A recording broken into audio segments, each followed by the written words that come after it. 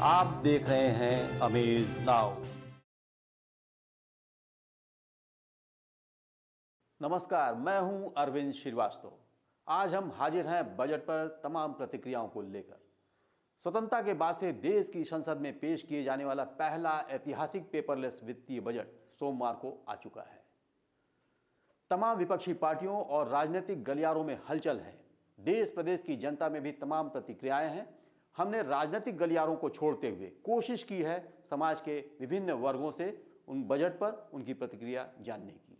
48 hours of declaring a 3-week long complete lockdown, the Prime Minister announced the Pradhan Mantri Garib Kalyan Yojana, valued at 2.76 lakh crores, that provided free food grain to 800 million people, free cooking gas for 80 million families for months.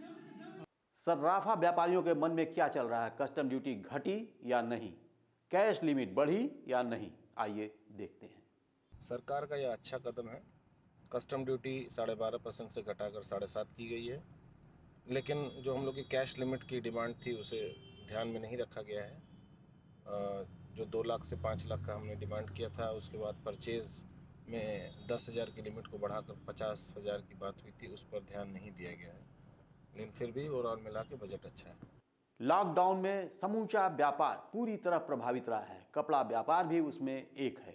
अब किन किन कपड़ों पर कितना tax थोपा गया है, आइए देखते हैं। वित्तीय वर्ष 2021-22 के बजट में कॉटन के कपड़ों को महंगा किया गया और बाकी अन्य कपड़ों को सिल्क और सिंथेटिक इसको जो है सस्ता किए जाने की बात जो है वित्त मंत्री के द्वारा कहा गया है। इसको आप कैसे देखते हैं? कॉटन थोड़ा सा महंगा होने पर वो है, बाकी तो चीज़ें सब सही हैं, उसमें कोई दिक्कत नहीं है। थोड़ा कॉटन महंगा होने पर दिक्कत आई है और बाकी बजट तो बहुत ही बढ़िया था। कोविड काल में आपका कपड़ा व्यवसाय जो है, कोविड काल में तो बाबूजी कपड़ा ही नहीं सभी चीज़ें प्रभावित हुई हैं, हम लोग भी प्रभावित हुए हैं काफ़ी। हाँ, व्यापार तो मतलब समझिए कि चमन नहीं रह गया। तो क्या इस बजट से व्यापार उछलेगा? व्यापार का आगे का रुख अच्छा नज़र आ रहा है। ये है, समझ में आ रहा है कि अब कोविड भी कम हो गया है, धीरे धीरे कम होता जा रहा है। ये है कि आगे भविष्य। पिछला पूरा एक साल कोविड-19 की भेंट चढ़ गया था। देश का सुख चैन छिन गया था। हर जगह सिर्फ कोरोना, कोरोना और कोरोना। कोरोना वैक्सीन का न सिर्फ इजाद हुआ बल्कि देशवासियों में वैक्सीनेशन शुरू हो चुका है। इस बजट में अलग से 35,000 करोड़ रुपए का प्रावधान सरकार ने देकर दूरदर्शिता दिखाई है। हर साल बजट में हेल्थ के लिए बजट पास किया जाता है, बट इस बार वैक्सीनेशन निर्माण के लिए 35 करोड़ का बजट पास किया गया है, जिससे कि हमारे वैज्ञानिकों को काफ़ी वो मिलेगा, प्रोत्साहन मिलेगा और हमारा देश दुनिया के पटल पे नंबर 1 पे आएगा।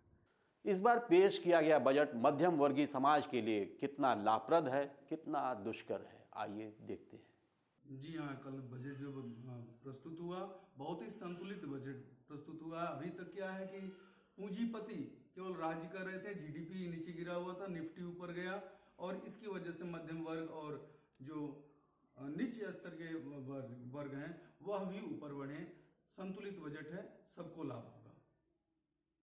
मध्यम वर्ग को क्या मिला है इस बजट में? मध्यम वर्ग को उनके रसोई की जो चीजें हैं वो बहुत संतुलित मिल गई हैं, जिसके लिए वो बार बार संघर्ष करते थे, उनको वो पाना बहुत आसान हो गया है।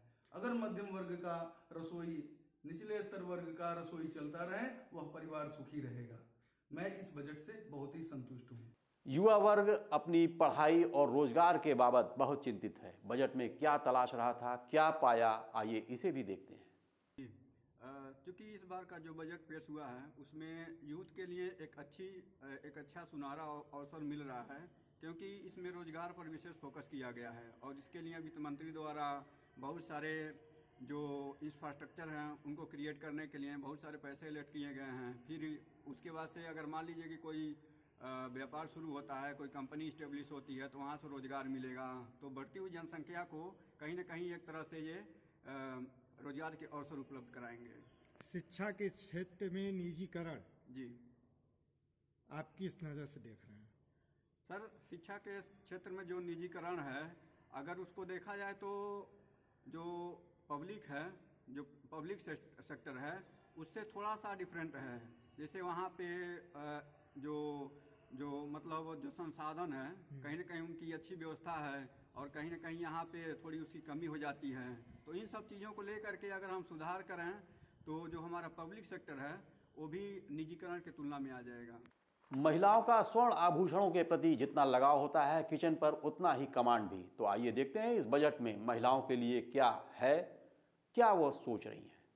सबसे बड़ी बात तो फर्स्ट टाइम ये पेपरलेस बजट पेश हुआ है, जिसके लिए हमारी वित्त मंत्री एक बधाई की पात्र हैं।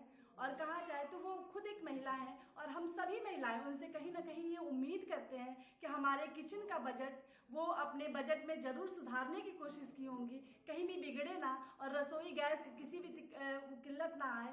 तो हम ये सोचते हैं, हम महिलाएं सबसे बजट जब पेश होता है तो हम ये देखते हैं कि हमारा जो रसोई गैस है, हमारा जो किचन है, उससे सारी चीज़ें जुड़ी रहती हैं। तो कहीं ना कहीं हमें किचन में हम उम्मीद करते हैं कि हमारे वित्त मंत्री जो हैं उन्होंने कहीं ना कहीं इस बजट में हमें ज़रूर सुविधा दी होगी कि हमारे किचन का बजट कहीं से भी ना डोल हो। 2 माह तक दिल्ली में केंद्र सरकार को घेरने वाले किसान इस बजट से कितने खुश हैं या नाखुश, मुखातिब होते हैं उनकी ओर। सरकार ने जो बजट पास किया है, हाँ इससे हम लोग संतुष्ट हैं।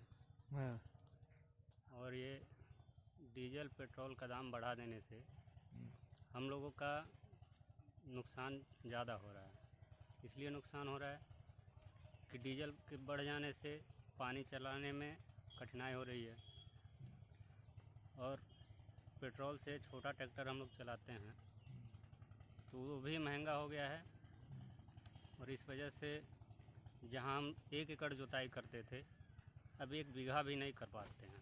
नहीं, बजट आया है तो 1.5% अगर गेहूँ अच्छा धान पर बढ़ोतरी हुआ है तो इधर डीजल और पेट्रोल पर जो टैक्स लगाई है सरकार 2.5%, तो उस हिसाब से तो हम देखते हैं कि नुकसान नहीं है। और हम लोग छोटे काश्तकार हैं, हम लोगों का धान गेहूँ उचित जगह पर बिक नहीं पाता है, हम फुटकर में बेचते हैं, तो हम लोग को तो नुकसान ही नुकसान है। यानी इस बजट से आप अभी खुश नहीं हैं? खुश तो सीधे लगता है नुकसान में है। तो यह थी वित्तीय बजट 2021-22 पर आम जन की प्रतिक्रियाएं। हमारा आज का सफर यहीं पूरा होता है। फिर मिलेंगे किसी खास मुद्दे पर। नमस्कार। आप देख रहे हैं अमेज नाउ।